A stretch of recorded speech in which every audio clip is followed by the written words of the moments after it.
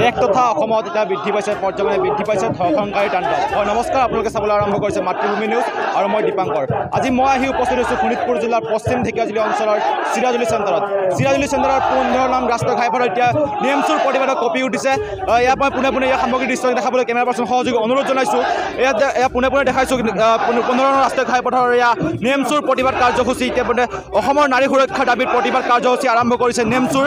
ইয়াত উপস্থিত থাকে নেমচুৰ কেন্দ্ৰীয় সভাপতি বদৰুল ইছলাম ডাঙৰীয়া। চাই থাকক আজিৰ পোনে পোনে এই বিশেষ প্ৰতিবেদন।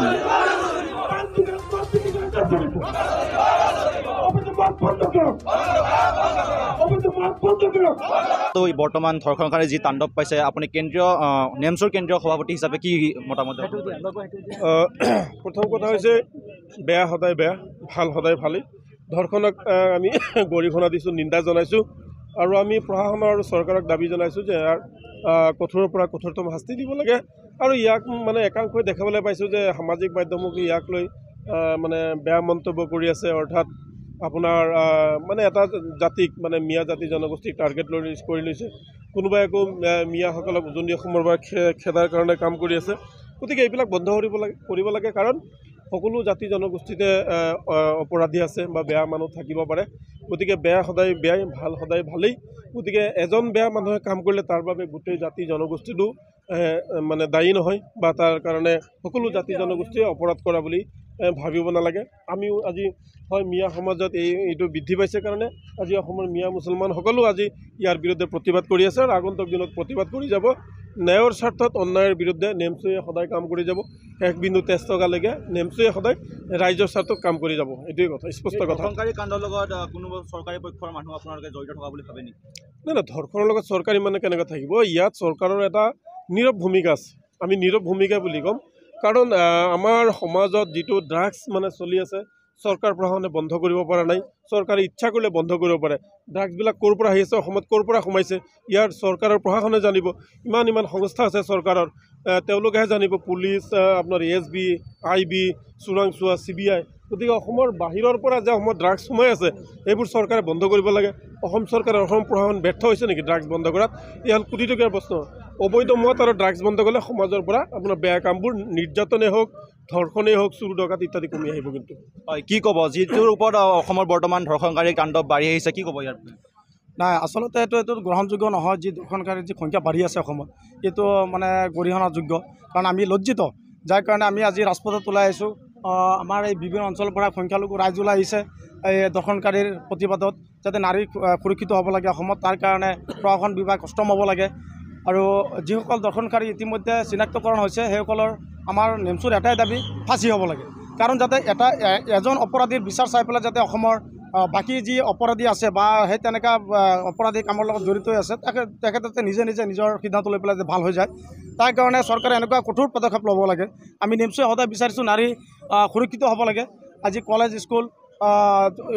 স্কুলত নাৰী সমাজ যাব লাগিব, পঢ়িব লাগিব। যেতিয়ালৈকে নাৰী সমাজ আগুৱাই নাহে, তেতিয়ালৈকে আমাৰ সমাজ সংস্কাৰটো উন্নত নহ'ব। তাৰ কাৰণে আমি নাৰীক সদায় মানে মাতৃৰ দৰে সন্মান কৰিব লাগে, সুৰক্ষিত প্ৰদান কৰিব লাগে। আৰু তাৰ কাৰণে মই সকলোকে আহ্বান জনাম যাতে নাৰীক যাতে যি মৰ্যাদা দিব লাগে, এই মৰ্যাদা যাতে ক্ষীৰত ৰাখি পেলাই যাতে আমি সমাজখনত আগুৱাই যাওঁ, তেতিয়া আমাৰ সমাজখন পৰিৱৰ্তন হ'ব বুলি ভাবোঁ। সেইখিনি আৰু।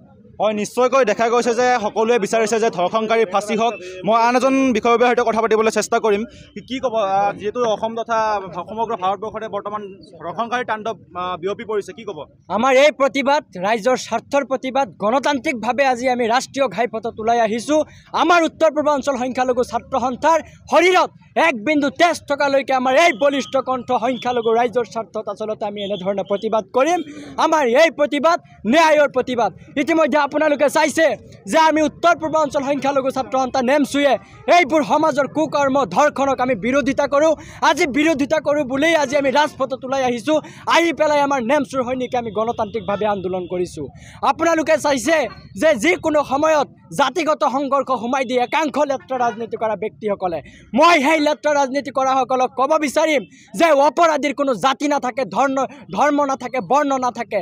আজি অপৰাধীক ফাঁচি দিয়ক, ইনকাউণ্টাৰ কৰক, অকল ফাঁচিয়ে নহয় ওলমাই ৰাখিব লাগে, 24 ঘণ্টা ওলমাই ৰাখিব লাগে। আমি নেমচুৰ দাবী, আমি সংখ্যালঘু সমাজৰ পৰা দাবী জনাইছোঁ অসম চৰকাৰক। আপোনালোকে যাইছে আজি ৰাজপথ অৱৰোধ কৰিছে, অকল নেমচুৱে নহয় সংখ্যালঘুৰ সমাজৰ যিমান সচেতন ব্যক্তিসকল আছে, বিভিন্ন দল সংগঠনৰ সংখ্যালঘু নেতৃত্ববৃন্দ আছে, সকলোৱে আজি এই প্ৰতিবাদী কাৰ্যসূচীত অংশগ্ৰহণ কৰিছে। আমাৰ এই বলিষ্ঠ কণ্ঠ সদায় ৰাইজৰ লগত আছে, সদায় সংখ্যালঘু সমাজত আছে। আচলতে এই কাৰ্য প্ৰয়াক্ত কৰাত পুলিচ প্ৰশাসন ব্যৰ্থ হৈছে নেকি বাৰু? ব্যৰ্থ বুলি নকওঁ, চাওক আপোনালোকে এতিয়াও পুলিচ প্ৰশাসনে তেখেতসকলৰ দায়িত্ব আমি ভাবোঁ যে তেখেতসকলে ভালদৰে কৰা নাই। আমি অসমৰ মাননীয় JP সিং ডাঙৰীয়াক আহ্বান জনাম যাতে অতি সোনকালে এই ধৰ্ষণকাৰীসকলক সমাজত যিবোৰ অপকৰ্ম কৰে, আপোনাৰ ড্ৰাগছ মদ এইবোৰ বন্ধ কৰে, তেতিয়াহে আমাৰ সমাজৰ পৰা ভাল হ'ব। আমাৰ সমাজখনক আমাৰ নেমচুৰ এটাই শ্লোগান যে ঘৰে ঘৰে শিক্ষাৰ বন্তি জ্বলাই কেনেকৈ আমাৰ এই সমাজখনক আগুৱাই লৈ যাব পাৰোঁ, এয়া হ'ল নেমচুৰ এটাই শ্লোগান। হয়, কি ক'ব মাজবাট ঢেকীয়াজুলি ঠেলামাৰাত যি বৰ্তমান বহিৰাজ্যতো বৰ্তমান ধৰ্ষণকাৰী তাণ্ডৱ বাঢ়িছে, কি ক'ব ইয়াৰ বিষয়ে? আমি আজি চাওক শোণিতপুৰ জিলা সমিতিৰ উদ্যোগত চিৰাজুলি আৰু নাৰায়ণপুৰ আঞ্চলিক সমিতিৰ সহযোগত আমি আজি ইয়াত ৰাষ্ট্ৰীয় ঘাইপথত আন্দোলন প্ৰতিবাদী কাৰ্যসূচী লৈছোঁ। আমি বিগত দিনবোৰত চাই আহিছোঁ যে বিভিন্ন সময়ত দৰ্শন হৈ আছে, দৰ্শনকাৰীক আমি কেতিয়াও ৰেহাই যাতে নিদিয়ে চৰকাৰে, তাৰ বিৰুদ্ধে আমি প্ৰতিবাদ কৰি আছোঁ। পৰৱৰ্তী সময়ত যাতে দৰ্শনকাৰী যাতে কোনো পধ্যে বাচি নাযায়, তেওঁলোকক যাতে ফাঁচি দিয়ে, ৰাজহুৱাভাৱে তেওঁলোকক ফাঁচি দিয়ক।